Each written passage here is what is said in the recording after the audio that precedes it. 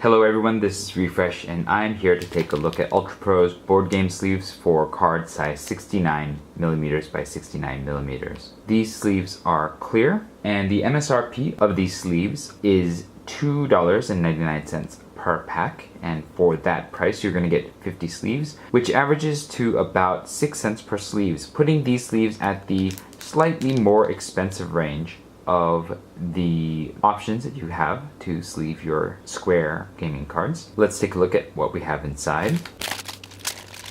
As you can see, these sleeves are smooth and glossy on both sides. Now let's count to make sure that there are 50 here.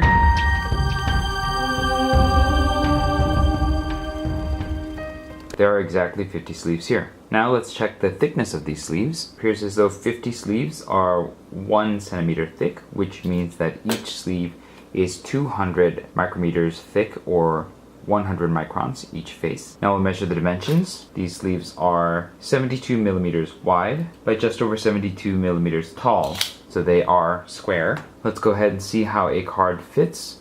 I have here a Power Grid card.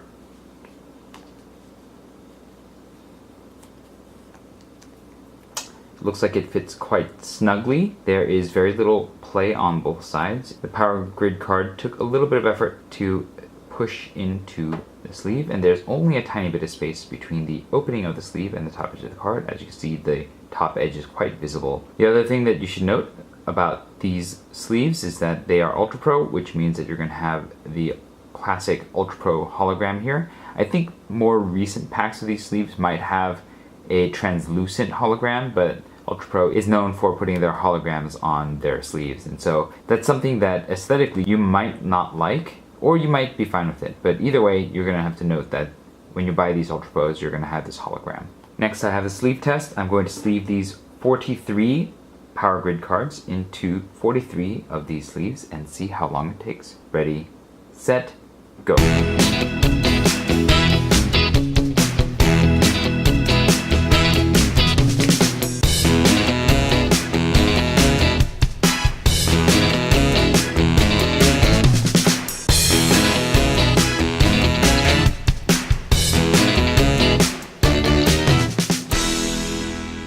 Okay, that took 2 minutes and 28 seconds to sleeve these 43 cards, and that is a slightly sluggish speed of 3.44 seconds per card sleeved. And I think that reason why these cards take a little bit of time to sleeve is because of how snug the fit is. It does require you to press firmly to push the cards into the sleeves. It doesn't seem to bend the cards, so that's a plus, but it does mean that there is a little bit of resistance of getting the cards into the sleeves. And so the process of getting all your cards in your sleeves may take a little bit of time, but it's not terribly long either compared to other sleeves that I have tested. Now that I have sleeved up these cards, let's check for uniformity and consistency out of the pack. The tops are pretty consistent throughout.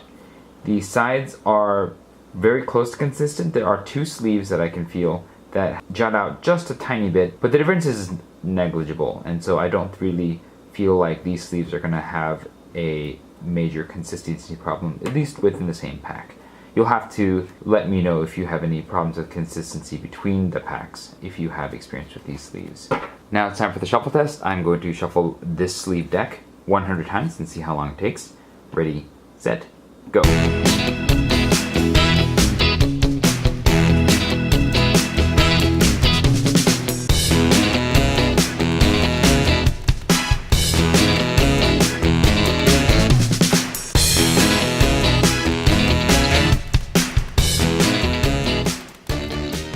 It took 2 minutes and 33 seconds to shuffle these sleeved cards 100 times. This is a modest speed of 1.53 seconds per shuffle, and I felt that these sleeves were decent in terms of their shuffle, but due to the thickness of the edges, sometimes it caused the sleeves to bounce against each other.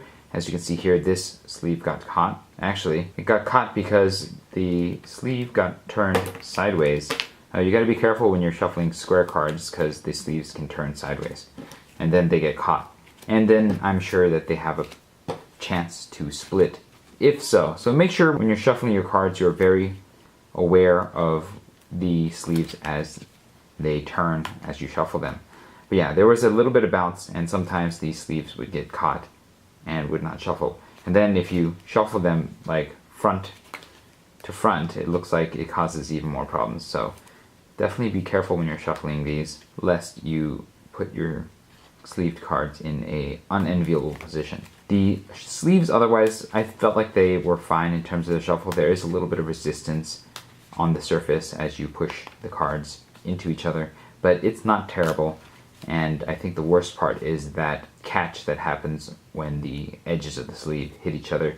The other issue that some of you might find uncomfortable is that the corners are quite sharp. If you rest the corners on your skin at all, you're really going to feel the corners sticking into you, and that can be a little bit unpleasant.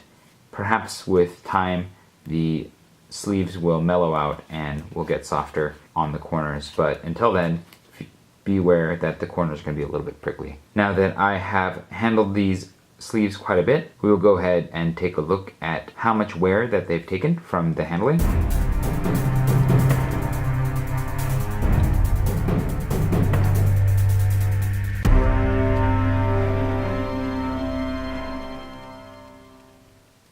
I think the sleeves held up decently. I did notice that the backs of the sleeves, where the hologram is, there's like this weird indent on every single sleeve, perhaps due to the pressure of the sleeves being pushed up against each other where the hologram is, but it does appear as though the hologram is relatively evenly placed, and it's not easy to tell where that is, and so that seems fine. Some of the sleeves did get a little bit of denting as well, and so that's not ideal. And then one sleeve got minorly split in the sleeving process, and so this is probably the biggest knock against these sleeves in terms of their durability, is that I just sleeved these cards up right now, and there's already one sleeve that took a little bit of damage in the handling, and so I'm not keen on these sleeves as a result of that. It also appears as though the card took damage in this process as well, and so not a fan of this particular example on number 28 here. Next, I have the shake test. I have stacked these sleeved cards into a deck, and I am going to shake the table that they are on for about 2 seconds and see if the deck holds together. Ready, set, go. Nope, the deck did not hold together. There is quite a bit of extra bounce given to these sleeves as a result of perhaps the snugness of the sleeves, causing there to be a little bit of air and space between each card. And as you can see here, there is quite a bit of an accordion effect with these sleeves, and so I don't think that they will be quite stable, except perhaps if you use them a lot, perhaps over time, that they will mellow out and the air won't fit in as much. But because they have such a springiness to them, I don't think that there is as much surface-to-surface contact between each of the sleeves when they are stacked into a deck, and therefore it results in a somewhat unstable deck. And so that is a fail for the shake test. Now I'll do the draw test. I'll draw 3 cards off the top and see how well the deck holds together. Ready, set, go. Alright, so while the deck did fail the shake test, the springiness doesn't really seem to have an impact on the draw test, and so this doesn't seem to be too bad in terms of drawing cards off the deck. I think with the Ultra Pro sleeves, I don't think I can recommend them for a couple of reasons. One, I think that the quality of the sleeve is somewhat lacking, especially in terms of its long-term durability. When you have a fresh sleeve that is just handled 100 times is pretty much all I did, and it already splits in that initial handling and then fails to protect the corner of the card that it was sleeving, I think that it's hard to recommend that sleeve. But this might have been fine if the sleeves were dirt cheap, but these are actually quite expensive sleeves at 6 cents per sleeve, putting it in the upper range of sleeves of this size. And then you also have the issue of the hologram, which some of you may not like, and the top edges of the cards do not seem to have a great amount of protection, mostly due to the fact that the opening is so close to the top edge of the sleeve. And so these are all reasons to have some concerns, but at least the sleeves seem to be relatively consistent out of the package in terms of their size, with a few wobbles in a couple of the sleeves. And I also don't love the fact that the sleeves are pretty average in terms of their handling and how long it takes to sleeve them. And so I think that there are better options to sleeve your square gaming cards. If this video was helpful to you, hit the like button. If you'd like to see more such videos, hit subscribe. I have surveys in the description box below that you can click on if you have experience with these Ultra Pro sleeves or any other sleeves for cards of the size. And you can share your experience in the survey, and that will be posted up at the Init Games' resource page. This was Refresh. Thanks for watching, and I will see you next time.